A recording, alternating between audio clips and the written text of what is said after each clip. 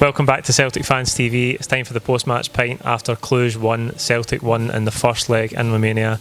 We've got a lot to get through tonight. We're here in the Radisson once again. I'm joined by Ryan and Scott once again. So we'll start with initial thoughts on the performance, Ryan. We'll come to the context of the tie and how good the result is, but what did you think of the game overall? I think it's Celtic away in Europe, right? We never really travel that well in Europe. To look at the game, standing back now and looking at the game, we came away with a cracking away goal. We've got something to bring back and something to work with. I think if you look at Cluj are a very well put together side. They're calm on the ball. They always know where the pass is. They zip the ball about the park very well, very confidently, comfortably on the ball. They're always 2 to 3 men to the danger men. They're always kind of closing down players really quick. So I think they put us under a wee bit of pressure, which times gone by Celtic don't really respond that well when they're put under high press, full on pressure, and I think we saw that today where we made a couple of unforced errors or we allowed them through where perhaps we shouldn't have. But again, take nothing away from the tie, we did what we went out there to do. We got the away goal and we're coming back to Parkhead next week with something to work with. Yeah, I think the result, if you take the result in isolation, it's a good result. Scott 1-1, we've got the away goal. The tie is level, albeit in our favour with the away goal. But I feel like I need a beer after that. I felt like I watched a lot of it between my fingers almost. Okay, it wasn't typical Celtic away from home in Europe where we were absolutely clinging on, but there was times where we looked like we were breached. There was some last minute clearances. There was Scott Bain had a wee spill in the second half with that shot for distance. It was just, at times, it was a bit uncomfortable to watch, wasn't it?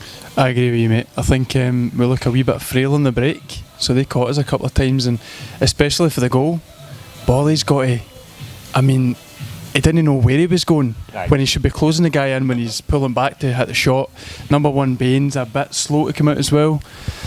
It was a poor goal to lose. Morgan had the chance to win the ball when I saw it at 50-50 around the halfway line as well. Missed that chance. The guy gets in behind Bolingoli and he finishes it well, but there was mistakes made, and I think when we knew they were going to be so direct and quick in the counter-attack, it was poor to lose a goal like that. You don't expect Morgan to win every 50-50 enters, but Bolingoli's got to cover that man. 1-1 would be good. Aye. Like, Bolingoli's got to close that man when he's pulling back to hit that shot. He almost decides, I'm going to go behind the keeper in case Trundle's in. He was caught in 2 minds and he had a terrible game.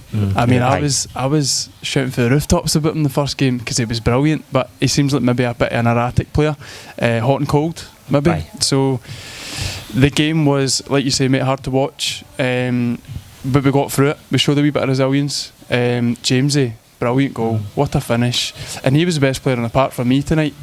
He was one guy that I thought excelled. Ryan Christie didn't really put on the Ryan Christie show, but it wasn't bad. He just didn't do what we're now coming to expect of him. See, for me, just kind of bring it back to a bit to Bolingoli. Bolingoli was blindsided by the boy, right? He wasn't fast enough to track back and like you said, put the block on. Then Bolingoli, we thought at the start he was very good going forward. Offensively, he looks very good. He looks like he can burst through, he can run the line, it just looks like he's got a lot offensively. Defensively, I think we found that he was a wee bit wanting today, and I think that is something that Bolingoli needs to strengthen in his game. And on you go. No, I think that's what we've seen so far. We've seen that he's very positive, he's very attack minded, he's great at going forward and he loves to get forward, but we've seen it. And only 4 or 5 games into Celtic career, we've seen that he looks like he's weak defensively at times. And I thought there was a very, very strange moment in the second half where he jumped up to header a corner away and he just let it go over his head and the ball landed in the 6-yard box. Aye, I don't know if it's as cut and dry as that. I think we need to give him the benefit of the doubt. I don't think he could have got his head on that. Well, I didn't think so either, but like the third or the fourth replay of it, I thought It looks like he jumped up and then just went, I'll just leave it. And it lands. It's a hard one to call. Not all on him, by the way, because the ball lands in the 6-yard box and it's a heart in your mouth moment. Baines to make a save and then Bolly himself eventually clears it. But like you say, we did have a good response to the goal, like we seen in Sarajevo as well when we went behind away for home. And that's very good. That's brilliant to see that resilience in the team and that character to come back and respond so quickly, and it was a great goal for James Forrest. No, superb. I mean, James Forrest we've been waiting to see a performance like that from him, and see a goal from him, really. So first goal of the season, yep. He's dug us out there, I think. I don't think we were that much of a threat the second half. There was one chance towards the end of the game. Edouard was brilliant with his feet again. Good bit of link-up play, but I think kind of the final ball was lacking, whether it's for Morgan or even when Forrest came over to the left at the end of the game, final ball was kind of lacking a wee bit. Yeah. And we're caught in the same position where somebody's almost at the corner flag, like Morgan's the corner flag, Edouard's in the box, and there's almost nobody else in between them. I felt that the more the game went on, the slower we were to get up the park when we caught them on the break. Yeah, I think that was a symptom of the game because Cluj were so direct and the game was going for end-to-end at times, and there was times where they would break on us and then we would break on them. But like he touched on with Morgan and Edouard there was a couple of times where Morgan we'd get the ball back up the park from stopping a Cluj counter-attack, but then it's only Morgan and Edouard and they're massively outnumbered. Yeah. So I thought that was a symptom of the way the game was played because Cluj were so direct and the ball spent a lot of time in the air. There was a lot of second balls, which I don't think we won enough of, anywhere near enough of. Not at all. So I think that the game made it that way where like it went for end to end and we were rushing back and rushing forward and it was all a bit frantic at times. What I wanted to touch on, Ryan, was for all Scott said we didn't have too much in the second half, we had a few openings. We had a few openings where we've broke forward, like we've said with Edouard.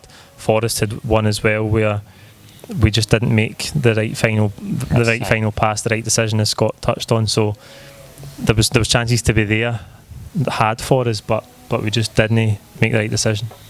I think that is symptomatic how the game was for us. I think we just didn't make the right decision a lot of the times, and you hit the nail on the head there just before we got to that bit where we couldn't take the ball in. It wouldn't seem to stick for us, and then we weren't winning enough second balls.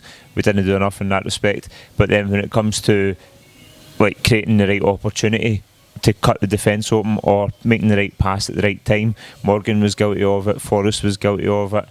I think we just, a couple of times we could have punished Cluj, but we just didn't make the right decision. I think Forrest was keen to have a shot today. I think it paid off for him. We got the goal. I think a couple of times we could just have made a different pass, which could have created a vastly different outcome for us. And it just has to be a wee bit more clinical at that level, and as we progress through, it has to become more and more clinical. Cluj aren't a bad outfit, they're a really good outfit, and I think that on our day we could have caused a wee bit more damage than what we did tonight.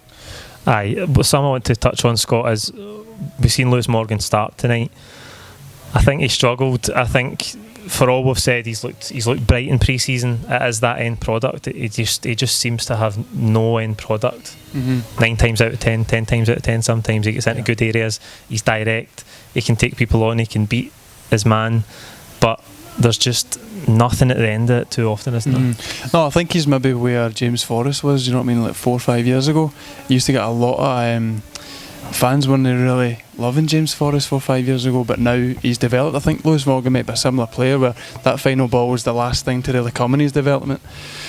So no, it wasn't a great game for him, but I mean, is Scott Sinclair injured? No, he's not injured, because that's something I want to come on to as well. Right. We've touched on it already in a previous game. We're only early into the season. Lois Morgan starting ahead of Scott Sinclair. Where does that leave Scott Sinclair? We've seen it again tonight. Morgan in ahead of him. We didn't even see him from the bench. I mean, where's it looks like he's away. You don't put a top man that scored goals in Europe, who were not mega strong on that left side. Look at the bench. The bench was very defensive. Yeah. And you see Near Beaton coming on at the end. I think it doesn't look great for Scott Sinclair. And I think we missed a guy like him tonight. I do. But to be fair though, it was quite a gritty game. Scott Brown was superb tonight. Absolutely superb. No, I thought Scott Brown was brilliant. I thought it was a game crying out for somebody like Scott Brown, because you can't take a bad touch against Cluj. They're right on you. You need to be really tight with the ball, and they'll put a challenge on anybody. So I mean, you've seen this challenge against Scott Brown. It's unbelievable. That was a bad one. Aye. I just want to touch on that with you, Ryan. Where do you think Scott Sinclair stands now? And you've touched on it's a gritty game there, Scott. It's a toss of a coin, a gritty game. Who you want in, Sinclair or Morgan? Neither of them relish those sort of games.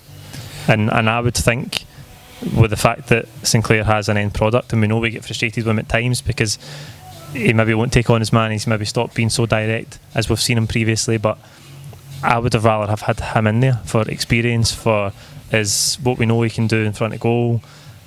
I mean, aye, so I'm quite keen to dive into this a wee bit. When you look at Morgan, I said to you, he just looked at his depth tonight. He just looked like he was a step ahead of where he should be right now in his career. He just looked like he didn't really belong there because we didn't get much from him. There's no return from having Morgan there.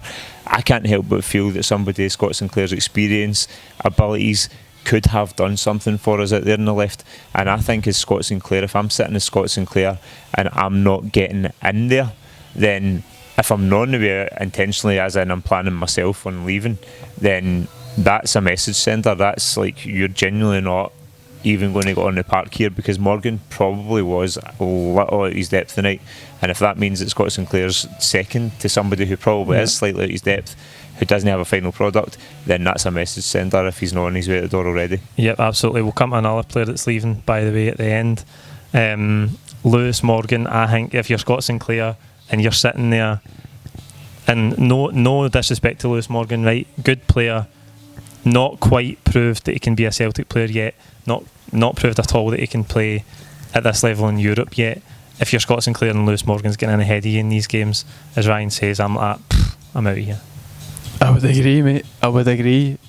We said a couple of shows ago, I don't want to see Scott Sinclair go. It's too many goals to lose. It's too much experience to lose. He's proved it. He's done it. He's at a stage in his career as well. He's into his 30s. Yeah. Coming into his 30s.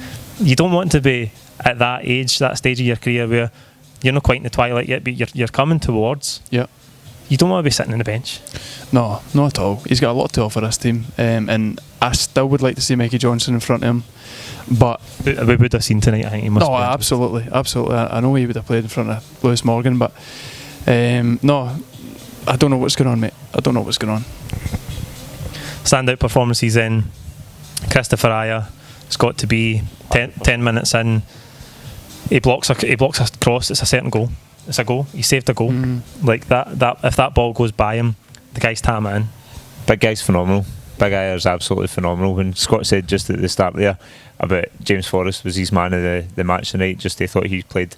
Aya was mine all day long. That big man, he celebrates as well. See when he makes that clearance, I love it. It is dynamite, right? That big guy is an out and out leader as well. You see him up there in the kind of 80th minute for the corners, the couple of deliveries that Ryan Christie put in really well, and he's organising Bolingoli and McGregor to stay back, like stay where you are. It's coming in again. Like he's a leader, like, and I just admire the big man so much. He's so young, but as a centre half, he has to be our number one centre half, and we pair up Julian beside him, 100%. He is a leader and he's a talker. He's an organiser. I remember when he first came into the Celtic team. I remember there was a friendly at Celtic Park, Brendan Rodgers' first season. There was hardly anybody there. It was one of the games where you can hear the players in the park. And Scott Brown was incredibly harsh on him, incredibly harsh. But I think you can see now that's probably helped him, because as he's grown in stature and grown in significance in his role in this Celtic squad, he's taking on that mantle, and he's a talker and he's an organiser, and he is, like Ryan says, a leader in the team. We know Scott Brown's a captain, but we've talked about having leadership all over the park, and he's got that, hasn't he? Aye, and I think you've got to give Scott Brown a lot of credit for that as well, because he understands how to motivate people. He wouldn't be doing that to a Scott Sinclair type player. Yep. He understands what people can accept and what people's mentality is, and he understands how to bring them through. And like we were talking at the weekend there about Ryan Christie showing leadership qualities. Again, Scott Brown's got to take credit for that, because he's bringing leaders through the team. A lot of leaders have got such a big ego that they want to be the only leader, and they almost try to keep everyone below themselves. But I think Scott Brown's a guy that just wants to bring people through. He's mature about it and understands that he's not going to be there in 5 years' time. Yeah. So we need to see the youth come through. Back to the tie then, boys. What do we think? We've said good result as a good result. We're 1-1. We've got the away goal. We've got them back at Celtic Park, hopefully in front of a full house. A brilliant atmosphere next Tuesday night. Can we get the job done? You'd like to think so. I would like to think we can get the job done, but it's by no means a foregone conclusion. They are a good side. They're dangerous. They're a very dangerous side. They're so quick on the counter-attack, and they're clinical. Like, they make the passes that count.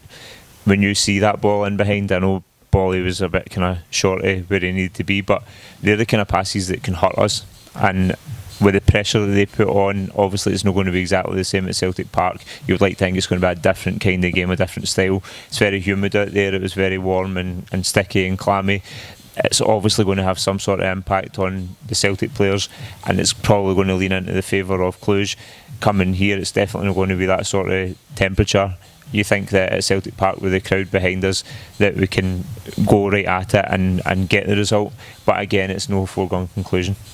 We've got to be right at it next week, Scott, because we've seen that Cluj can be dangerous, and I think for all we're at home, and that brings with it a lot of positives for us. But we need to play better than we did tonight, I think.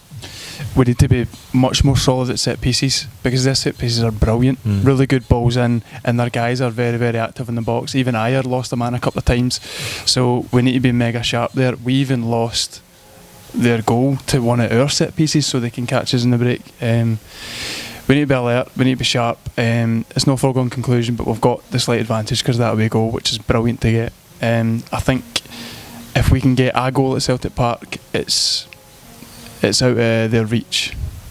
Hopefully. I'll get predictions from you shortly. I want to talk about the outgoing player that we mentioned earlier. Kieran Tierney has agreed a deal to go to Arsenal. We don't really know the ins and outs of it yet. We're literally about half an hour after full time here, and it broke just before full time, didn't it? It must have broke some point in the second half. The Arsenal have agreed a deal. He's on his way to London for a medical.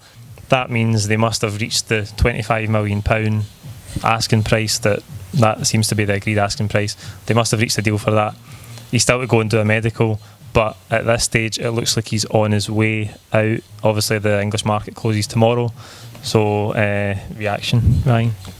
I genuinely couldn't be any more gutted that coming into the night, we knew it was 24 hours to the English Premier League transfer window. And it went a bit quiet. Closed, and it went quiet.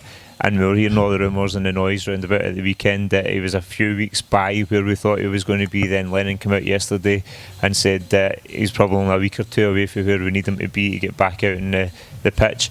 So at this point, you've just been a bit all over the place this transfer window with this deal.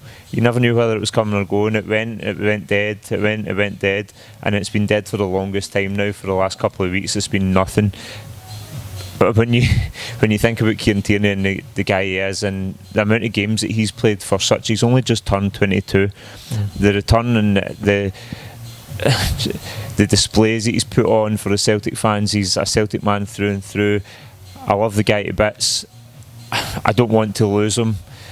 I would love to keep him here for as many years as possible, but I can't help but think that the guy, if he makes the decision, I want to see him do as well as he possibly can in his career. I want him at Celtic, but I want him, if he makes the decision to move away from Celtic, then I want to see him do as well as he possibly can in his career and go as far as he possibly can. When you look at somebody like Andy Robertson winning Champions League, I would like to think Kieran Tierney, not that he'll do it at Arsenal, but I would like to think that Kieran Tierney can go on in his career and go somewhere where he can win Champions Leagues and win the highest level of club football. That's my wish for the guy, and if he is away, then I wish him absolutely the best.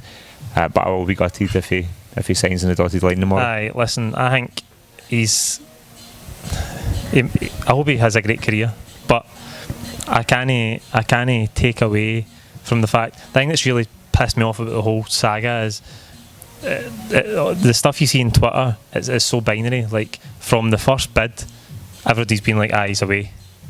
And then as it's went quiet, like we've said the past few weeks, more and more people have grew to think, maybe he's staying. And there's become this whole debate about, again, should he stay, and if he's a Celtic man, should he go, and all this stuff. But it's just, at this stage, it's just my heart will in my head. But I'm just gutted that there's no any, like in modern football, nobody hangs about in modern football. The only thing in modern football is money. And that's, alright, he'll advance his career, he'll play at a higher level, but he's going to earn more money. That's not the only thing that's going on here. The only thing going on isn't it that somebody's put down 80 grand a week and he says, see you later. Do you know what I mean? There's more that goes on in terms of football transfers. The boy's a Celtic icon at 22. Can you believe that? That's phenomenal. Mad. That's phenomenal. Mad to even think that that's in the realm of possibility. Yep. I think everybody at the club, from the academy, anybody that's coached them from whatever age he started, do you know what I mean? Right all the way through to Ronnie Dyler, Brendan Rodgers, Neil Lennon, they all need to pat themselves in the back, because the club as a whole, the staff, everybody behind the scenes have made a brilliant player, Scottish talent. So what we can hang on to now is, you know what I mean, he's a Celtic icon going on to do something better. It's a sad day. Never wanted to leave him. I didn't think he was going to leave. See, if you asked me a year ago, obviously a few weeks ago, you asked me an hour ago. Aye, well, it was looking like it was going to stay. We got to meet him a couple of weeks ago. A lovely boy. But look, I wish him all the best. We all wish him all the best. We've just got to keep supporting him. At the end of the day, players move on. Football's a different thing as to what it was in the 70s and 80s and 90s. It is what it is. I'll not be supporting Arsenal, but I'll let my head talk now. We are going to get £25 million by all accounts. Must be. I hope they've stuck out this far for the asking price, so they damn better got it. There'll be a lot of people. I remember having a debate back at the start of the transfer window with people on Twitter about when people were just laughing off 20 million, 25 million, stuff like that. We know that there's a market in England where people are going for massively boaty transfer fees, and it's all a bit of a farce, really.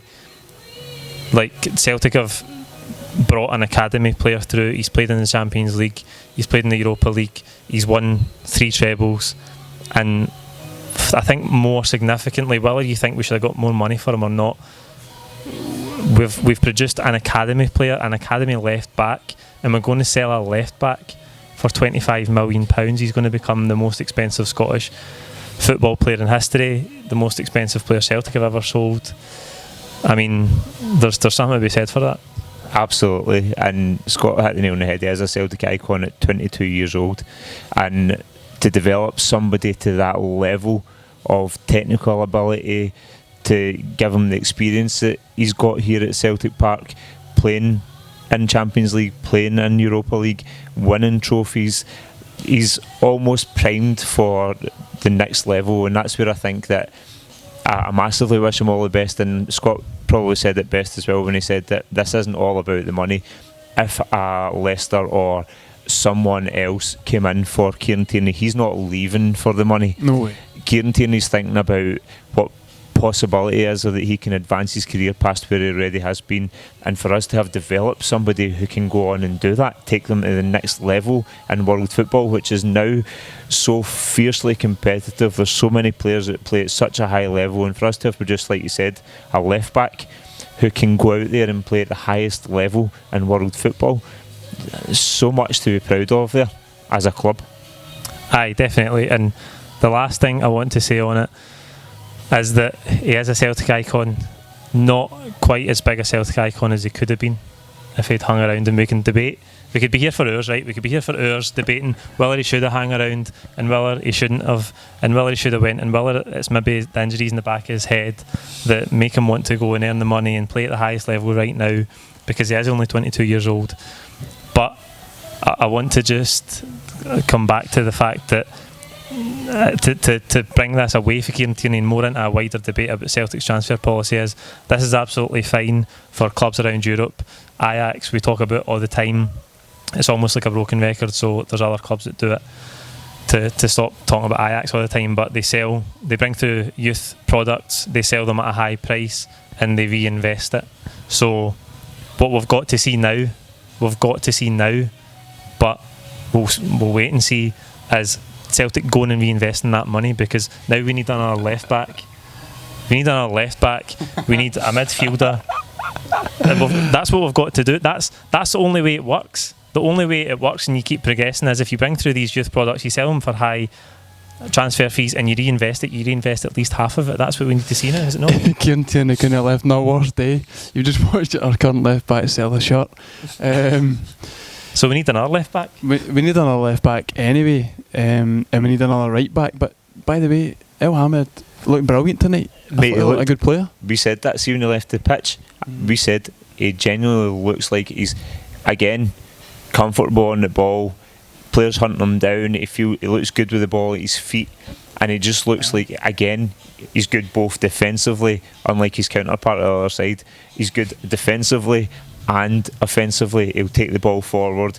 He'll create something in the final third. I like him. But again, if we're just talking about how Celtic reinvesting, the best way to predict the future is just to look back, know that far at history, and how much money that we've recouped in the last season or so, and how much that we've reinvested in the club. Yes, we broke our transfer record to bring in Julian. The difficulty that we find is that we have, I believe, a wage structure that when you buy a player at 10, 12, 15 million pounds, they're looking for the wages that go with that price tag. And I think that the biggest block that we probably face is that we won't break a certain amount that we're willing to pay someone per week to bring them in. And I think also mixed in with that is that we are very reluctant to spend half of what we've earned. We are very reluctant because, again, there's a mentality of scarcity. There's a scarcity mentality. We never invest, we never speculate to accumulate to get into the Champions League. We always wait till we get in before we spend any money. Then it's too late to get anybody that you would want in. And I think it's been a recurrent theme in Celtic's history that we will not probably reinvest. I would say definitely, but we probably won't reinvest what we should to build this team off the back of the Tierney deal. Aye, look, we could be here all night. I want to get back to the Cluj tie and predictions for the second leg. Aye. But the last thing I'll say on that, El Ahmed, he did play well. He played really well. Who did we bring on when he had to go off? Near Beaton, a centre midfielder. We need another right back. We need another left back. And Neil Lennon's talked about a midfielder the whole transfer window. We've still not got a midfielder. So the time's ticking. We're losing talent. Kieran Tierney's going to Arsenal for 25 million. We've just talked about it. We lost Dembele for 20 million last summer. There's 45 million pound. We've spent 13 million this summer. We need to beat 20. We need to be strengthening these areas in the team. Alright, we've still got time to do that, and we'll wait and see how it goes, but we've got to use the money from selling these assets to make sure the team doesn't get weaker. Alright, if we sell world-class players, i.e. Dembele, Tierney, it's probably going to get weaker because we can't replace them with somebody of that calibre. But we've got to do our best to bring in as high a calibre as we can and use that money and not just have it there in case we don't make the Champions League. Spend it and make the Champions League. Anyway, next week, second leg. Score prediction. I've had enough of this tonight. Score predictions. I think they're going to score at Parkhead. I'll go for a 2-1 Celtic. Right. I'm just mirroring that 2-1 Celtic. I'll go 3-1 Celtic. And brilliant bit of positivity, Paul. I like There's been plenty of it's realism. It's realism instead of positivity. That's it for tonight. Like the video, comment your own thoughts below. Don't forget to subscribe if you haven't already. We're rapidly approaching 17,000. The quicker we can get there, the better. We'll see you on Thursday for the starting 11 prediction for the Motherwell game on Saturday. Thank you.